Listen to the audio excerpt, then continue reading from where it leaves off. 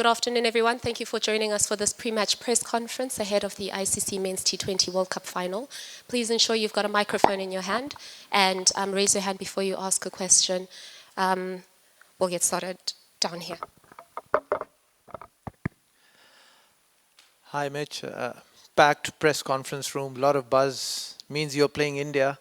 What's your thoughts? Yeah, first thing, I'm pretty excited. Yeah, I mean, we played obviously India a little bit before the tournament started, and it was a good series for us, obviously building up for the World Cup. So yeah, I guess there's no secrets to what is going to be out there tomorrow. But yeah, no, first thing, boys are buzzing, obviously World Cup final, and guys are excited and ready to go. Yeah, Mitch here. How both the teams reach the finals, does it matter? Because after all, this is a last game and the day of the final, how you perform matters?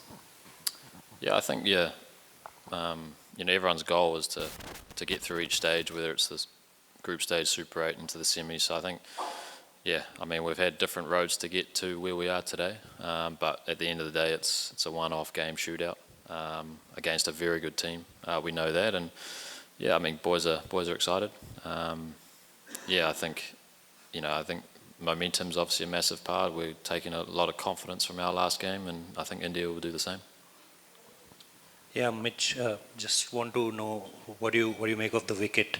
Because last time around the finale held here, there was a lot of chatter around that wicket. What's your understanding, and how much you are talking and in your conversations? Jasprit Bumrah is the part of your conversations. How much is that guy? Yeah, I mean, I haven't had a look at the wicket yet. It's still under cover, but one can only assume it's going to be pretty flat and high scoring. So I think, yeah, and in terms of Bumrah, I think he should be in everyone's conversation the way he's been going. Yeah, I think England, yeah, looked pretty hard to hit, and he was obviously the game changer for India the other night. But we knew that was going to be the case. He's obviously a world-class bowler, but not just him. I think the way everyone's been rolling in the Indian team, whether it's with bat or ball, everyone's stepped up at different times, and that's as a team, that's where you want to be. Yeah, Mitchell, when you look at New Zealand's 4-1 loss, unfortunately, that you had prior to the bilateral series, what are the takeaways that you've taken from that bilateral series? And does it apply even in an ICC final, or are the dynamics totally different when it comes to the planning, the execution bit? I think in terms of the planning and the execution, it was a great series. We were challenged at times, well, a lot of times throughout that series. But again, it's you kind of build on what works, what doesn't work, and you kind of take that information going forward. We obviously played on 5 pretty good surfaces throughout India. I guess, again, not sure what this is going to play like, but again, I assume it's going to be pretty good. And yeah, it's all learnings, and I think guys will take, it's obviously good conversations from that series into this game already. And again, it's if we learn from that and try put India under pressure for a long time, and I guess a World Cup final's a little bit different to a series. Hi, Mitch. A slightly longer and slightly philosophical question. So this will be New Zealand's 5th final appearance at an ICC white ball event in the last 11 years. On one hand, that is a testament to how impeccably consistent the team has been over the last decade, but then none of those previous 4 appearances culminated in a silverware. And when it doesn't, the narrative that we have fed is that New Zealand are a bunch of good guys who don't win trophies, but they win hearts. Clearly, you must be fed up of that. Do you want to be tomorrow the bunch of bad guys who break a billion hearts as opposed to winning it? Or are you of the opinion that the journey outweighs trophies? I wouldn't mind winning a trophy. But yeah, I think that's, you look at this group and the groups that have been in the past, we are pretty consistent in these tournaments because we try not get, overruled by the situation or opponents. We just go out there and do our thing and as a unit. It's been no different this time. And again, it's going to be obviously a challenge where everyone knows we're probably not the favourites. But we don't mind. We know we can, if we do our little things well and put in a strong team performance, it'll put us in a pretty good position to hopefully lift the trophy. But yeah, I wouldn't mind breaking a few hearts to lift the trophy for once. Mitch, we talk so much about how important the power play is in T20s. You've got Finn and Tim on one side, you've got Matt in particular on the other side. Where do you see that balance lying when you compare it with India? Yeah, I think obviously with the India kind of go hard, obviously at the top, but all the way through. And I think the only way to slow any team down is wickets at the top, and then try, squeeze a few overs in the middle. I think it's very hard if guys get away, to slow them down without taking wickets. So I think, whatever the plan looks like, it's. But I think, if you're not taking wickets, what's the best method or way to not get hit for a boundary, or even if you do, it's how do you close overs out versus turning those ones into 15, 20.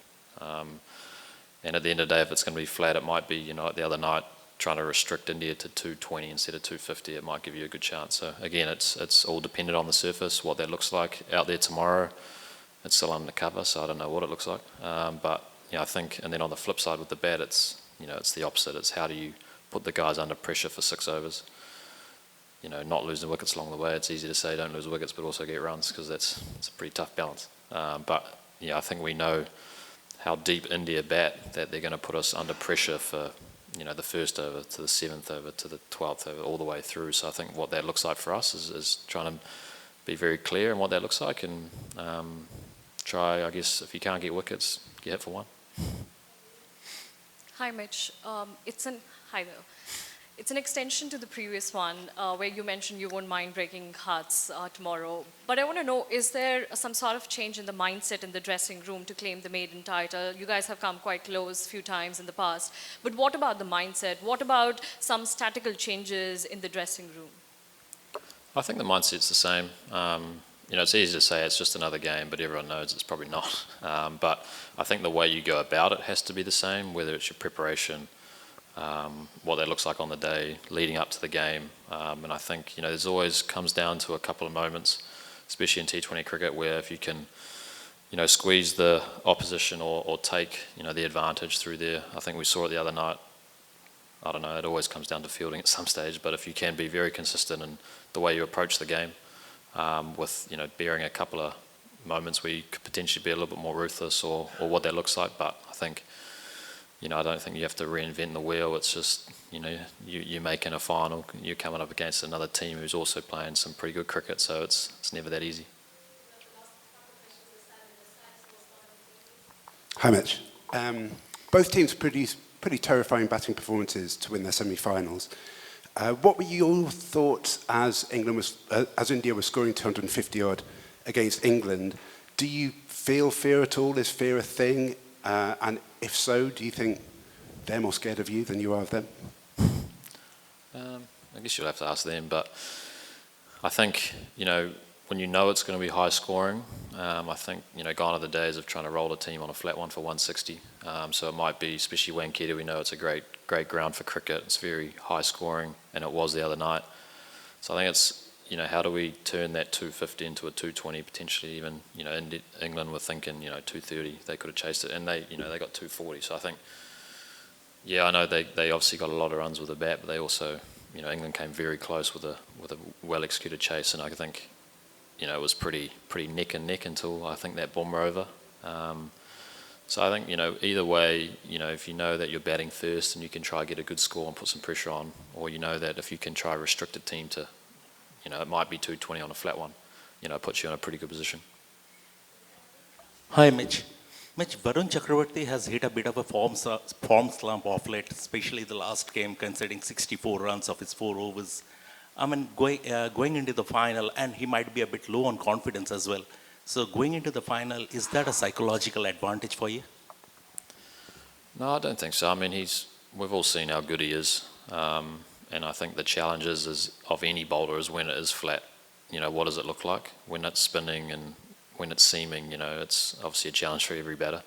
But when it is flat, what does that look like? And I think, everyone goes for 60 on their day.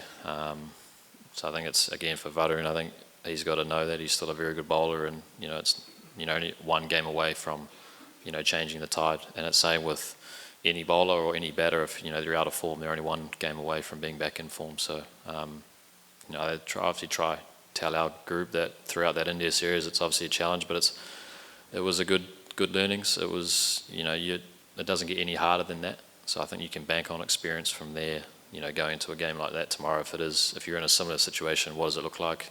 Can you do things slightly different? It might, be the winning and losing of a game.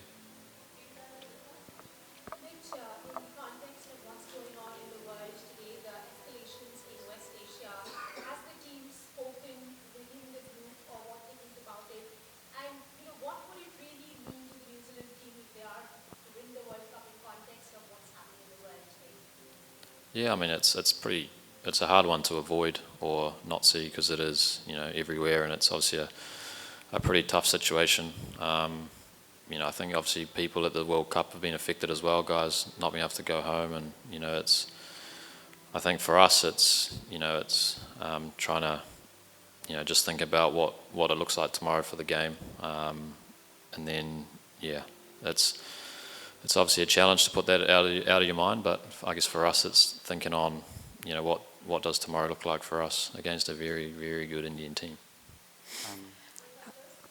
Hi, Mitch. Congratulations on an amazing campaign so far. I'm just curious to know how a team and how you are as the captain viewing playing a side that comes into a final on the back of that kind of a game.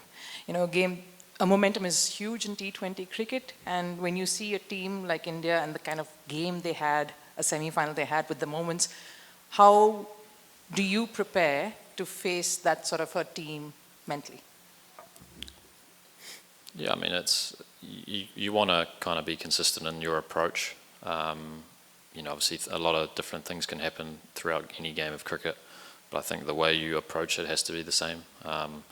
We'll approach it the same as we did for the semi-final against South Africa, as we did for game 1 against Afghanistan. You put in the work that leading into the game, and you get your process and your video and what that looks like, and then you go out there and just try execute the best you can. I think India would be very, have a lot of momentum or a lot of, confidence going into this game. I think, especially with the bat.